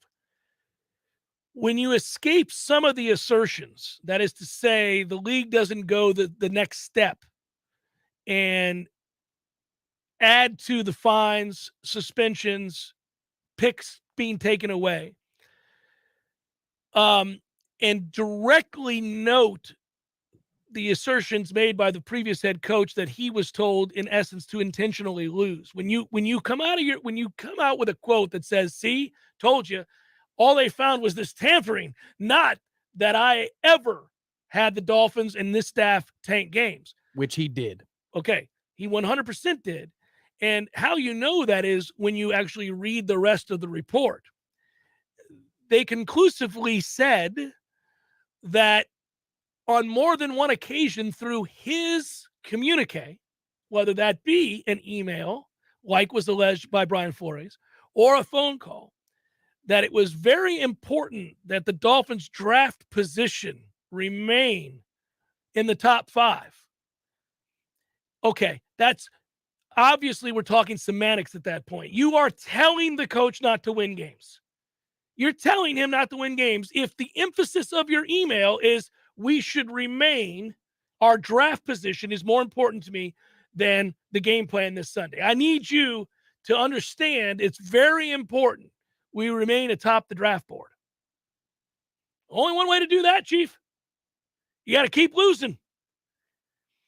So they did conclusively say that he basically told his team to lose games.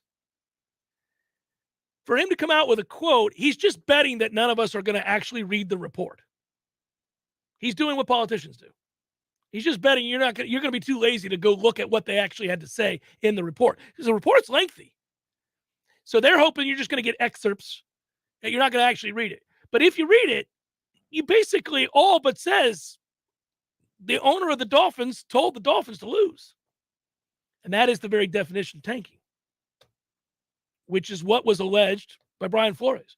So I'm curious where this goes from this point forward. And then also his statement did, as you like to say there, that politicians do. He is told he can't be around the team, right? I mean, like he's suspended until October. And so he says, as you can see, it demonstrates that I did not tamper. While I don't agree with the severity of these penalties, I won't allow myself to become a distraction for this team's goal, which is winning. I won't allow myself to get in the way. Well, you're not allowed to. What do you mean you're taking control of that? That's like I quit versus you're fired. You're suspended. Well, I'm not going to allow myself to be around this team. That's right, because you're suspended. I understand that, but I'm not going to allow myself. It's maddening. I'm not going to be around the team to distract them. But when you send an email to somebody emphasizing the importance of remaining atop the draft board and then later claim it was in jest, and get the hell out of my face with that nonsense. That's ridiculous. You can't take that seriously. That's ridiculous. And that's what Roger Goodell, quote, every club is expected to make a good faith effort to win every game. The integrity of the game and public confidence in professional football demands no less. He's 100% right.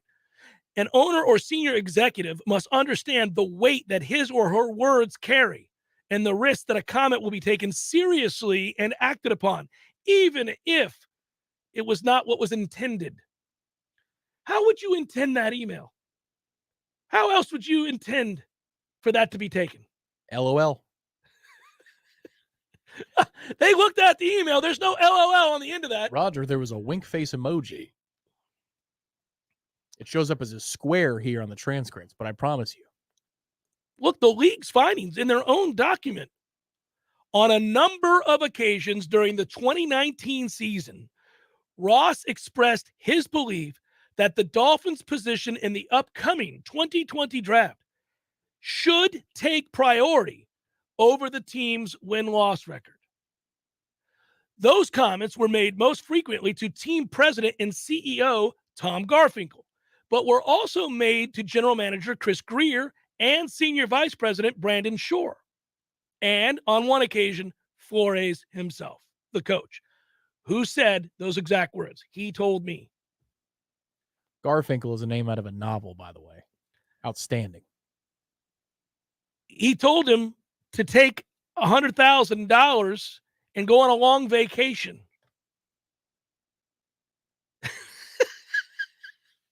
You know, I've always had a soft spot for the Dolphins, too. Once I got over the fact that, you know, they were on TV and the Bucs weren't because they were blacked out because we didn't show up for games in the 90s. Yeah. Once I got over the fact that that was an us issue and not a Dolphins issue, I had a soft spot for them. But this owner, he's one of those. He makes you not like them. Well, I have less of a soft spot because of this jackass. Correct. Yeah, he makes it hard. He makes it hard because I too have come around on the Dolphins just because nostalgic reasons. My dad loves the Dolphins, and so he was there when they got the franchise, so he's all in and he roots for them. And when I see their colors, I think of my dad, so I kind of root for them. But you're right, this guy, you're like, well, kind of can't do that. He's trying to make you hate him. Now, the good news for Dolphins fans is that it does look like Stephen Ross will be dead any day now. If you take a good gander at my man, the darkness is creeping him. I mean, there's no doubt. It's around the turn. Like, he's looking over his shoulder and he sees darkness jump back behind the tree. He knows it's coming. He's Brad Pitt's character in The Study. And the quickest way to win before the darkness creeps upon you. I mean, well, just gets all up in me. Yeah. Is we've got to have it's death. We're speaking of death. Death is everywhere. I got it. Yes. We've got to draft in the top 5 now. I'm not going to be going 9-7. Now 10-7. I can't be doing that, Flores. Oh man! Look at me. I'm about to die, Flores. We got to get a top 5 pick. Probably to draft a quarterback because I'm not a believer in the one that they have. Damn you, Flores. You're too good at your job. You're going to cost me. I'm going to die without a Super Bowl. This is a great quote. Take a flight. Go on vacation. I'll give you $100,000 per loss. Oh, man. So how am I supposed to take this email? I think he wants us to lose. Is that, are you getting the vibe there? I feel like he wants us to lose. Is that a legit offer? Yeah, like what, $100,000 a game? Jeff Cameron, Show 93.3, Real Talk Radio, Warchant TV.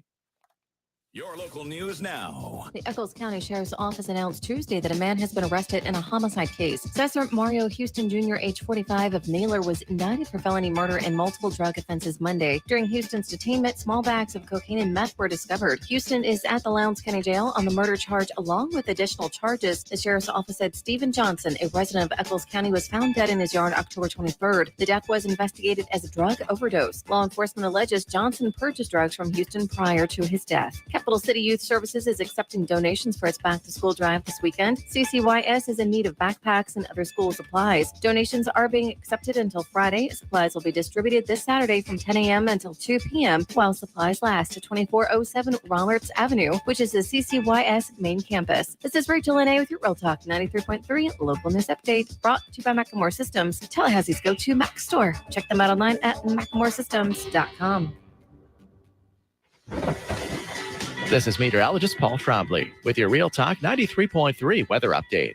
Scattered thunderstorms likely this afternoon, otherwise partly cloudy. Highs level off around 91. Southwest winds around 5 miles per hour. Mainly cloudy skies expected tonight. Scattered thunderstorms likely. Lows level off around 74. Scattered thunderstorms again tomorrow. Daytime highs approaching 90. A blend of clouds and sun. This report is brought to you by The Lawn Johns. For all your landscaping and lawn care needs, visit thelawnjohns.com. Right now, 88. Now go call Seminole Glass. They'll get on the road and get it done fast. Your local family-owned glass company, serving the Big Bend for over 15 years. At Seminole Auto Glass, we care about your safety. Insurance will send you wherever it benefits them, not the quality of service. There's a difference in auto glass companies. Trust your local auto glass experts. Seminole Auto Glass. They handle any kind of broken glass, and you know who they are. Better call Seminole. Well. Hey, Jeff, look at this place. Yeah. Well, doing well. It's been a while since I've seen you, brother, but, it hasn't been a while since I've been over to Gordo's. I go there on the regular because of you, Eddie. Well, we keep you regular. Well, that's true, but I think of Gordo's as a place to sit down, have a cold beer, talk to your friends, enjoy the sports, eat the delicious food. But I think of you as Uncle Eddie, a man who takes care of his people and takes care of the town. I appreciate that, Jeff. Hey, and we'll keep you regular. Gordo's, bringing the flavor and flair of Cuban food to Tallahassee since 1996. Here's what you missed on the Greg Tish Show. Chattanooga, Tennessee. Pastor Tabner was alone with a female church employee. She in a towel and he in his boxers. The charismatic 41-year-old Hurley explained the two of them had been making chili and gotten food on their plates. With the hot dogs that they were making, we are hoping that the pastor used the right condiments. I think there was at least one hot dog involved. I don't know what you're talking about. We were just making chili dogs. The Greg Tish Show, Monday through Friday, 6 to 9 a.m., only on Real Talk 93.3. The Jeff Friend Show is a production of the Warchant.com Multimedia Network. Check out Warchant.com today for the latest news inside Florida State athletics. That's Warchant.com. Now, back to Jeff on Real Talk 93.3.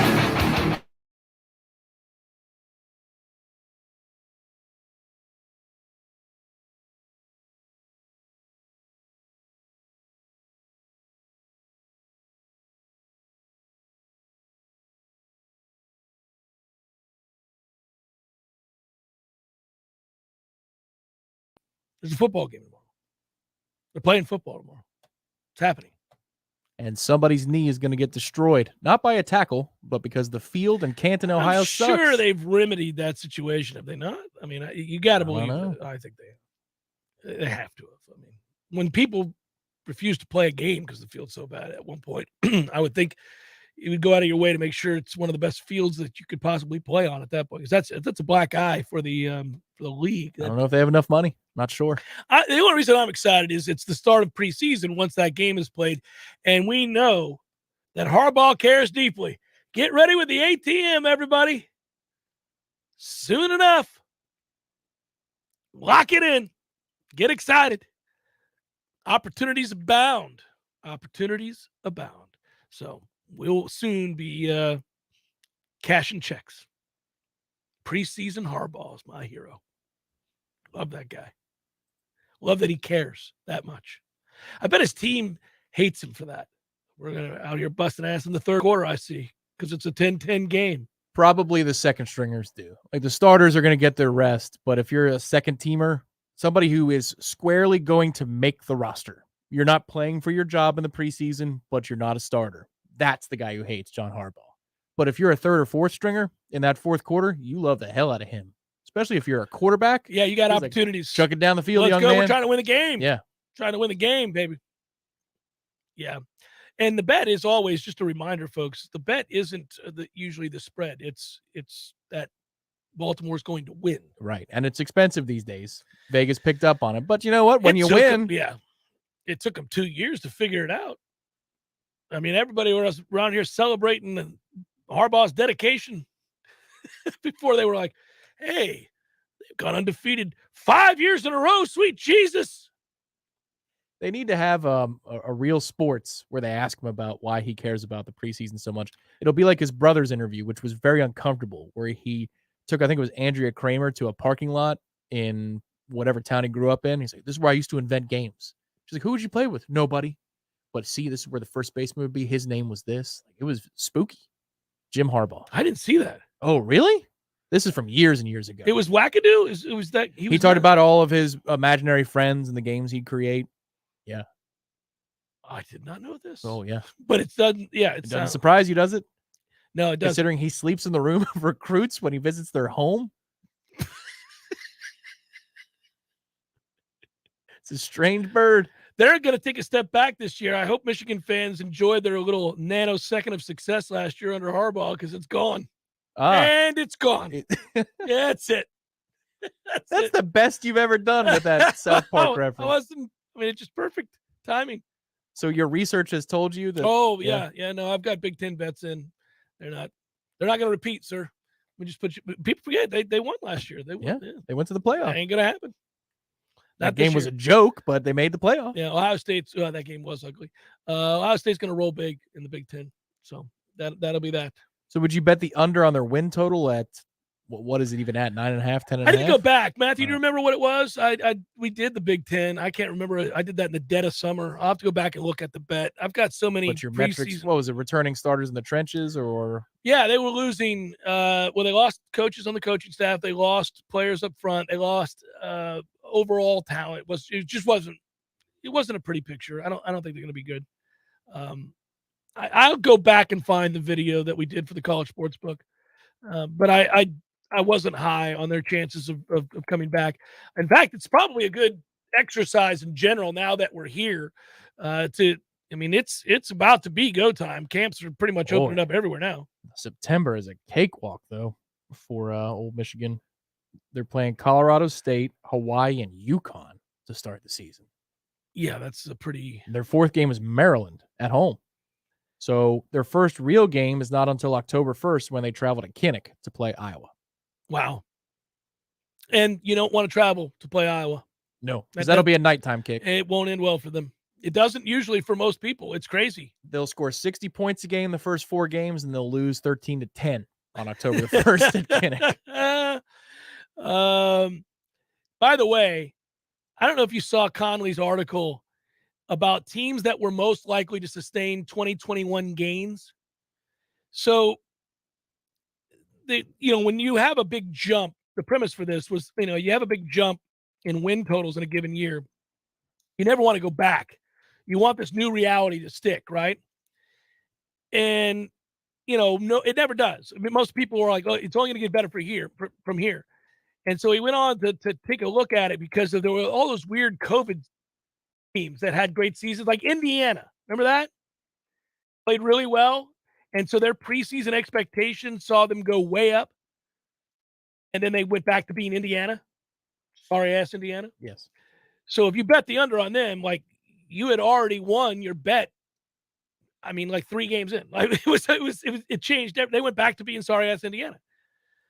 From 2016 to 2020, 59 teams, 11.8 per season, saw their SP plus rating rise by at least 10 adjusted points per game in a given season. More than half of them proceeded to regress the next season, and 20% stumbled by at least 10 points, giving away most all of their previous season's gain.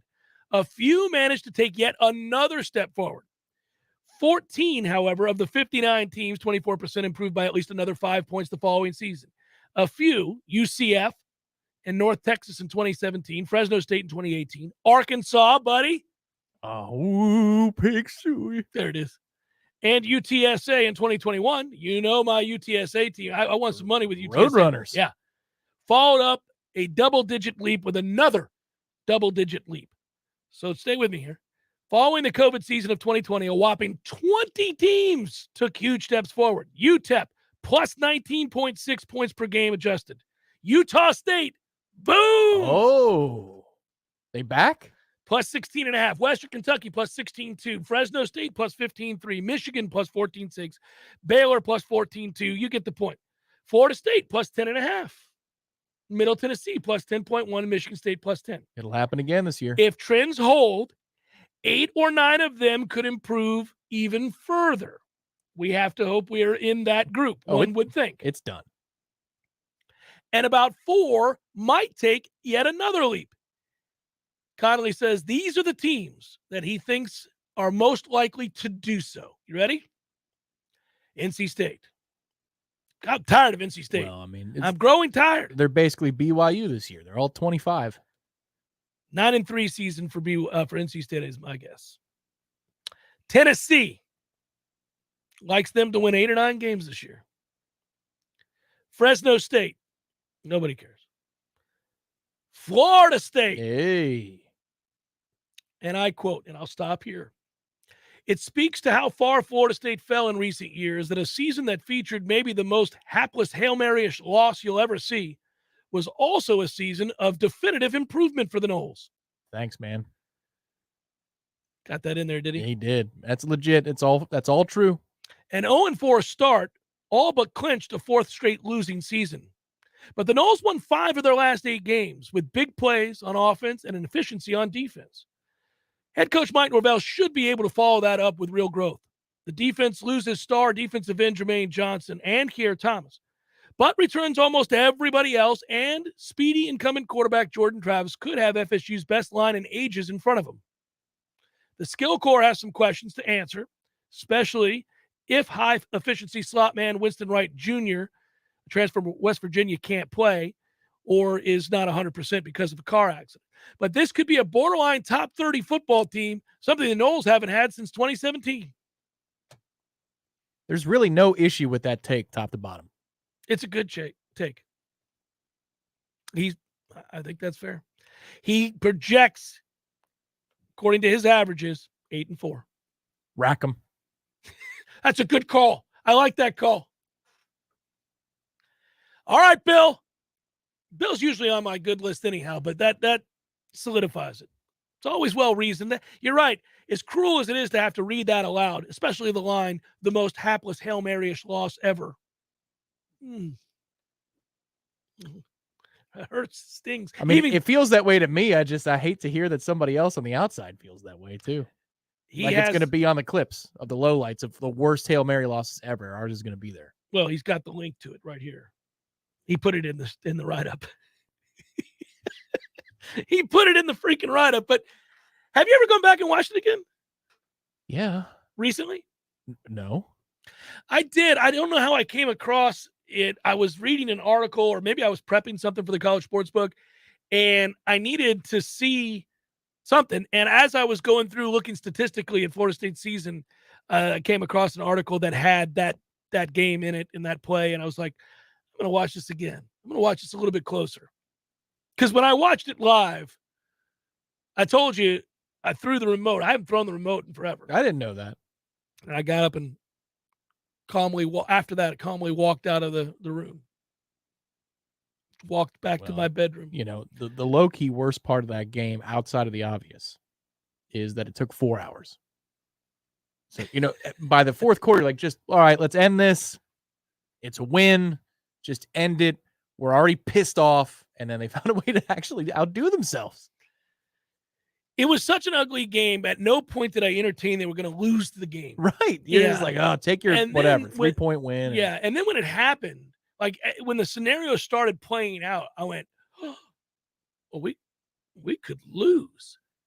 So honestly, though, when they lined up to basically throw the Hail Mary, which wasn't a Hail Mary, it's an actual route because we didn't cover it on the previous play. When they missed on the previous play, I went from edge of the couch holding my breath going, that's open, which was annoying because I thought, why are we in this defense? And how is that guy running right past him? That's not ideal. You've got to be sure that this is in front of you. And then they run it again, and I can see it's the exact same play. If you're trying to make people mad about this all over again, you're succeeding. But I did. I leaned now forward. mad. I leaned forward. I was like, okay, let's see here. What is this? What? And then, yeah. Why'd you do this? I'm mad again now. But even when he caught it, did you say, just tackle him? Man, what is this? Are you trying to break me down like no, it's okay. Will Hunting? It's okay, man.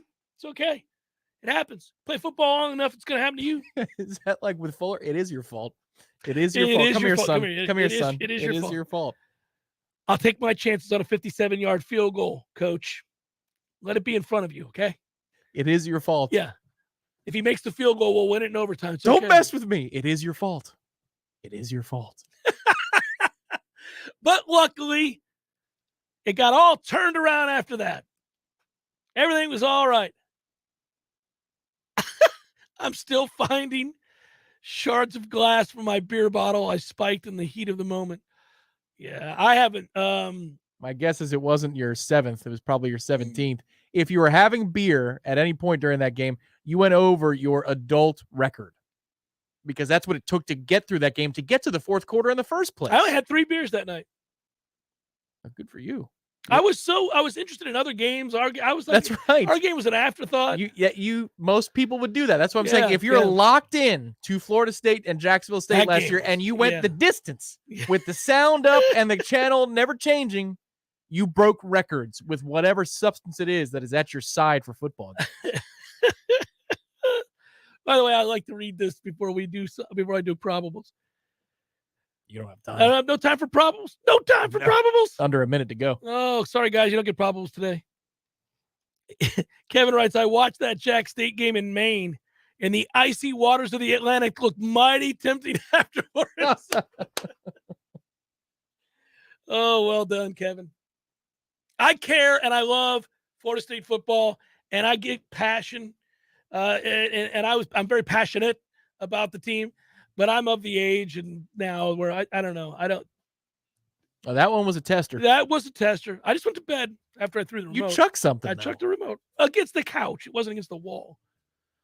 And my son was looking at me. He's against the china closet. Good work out of you. Good work, Matthew. Be well, everybody. Have a great day, and we'll talk to you tomorrow.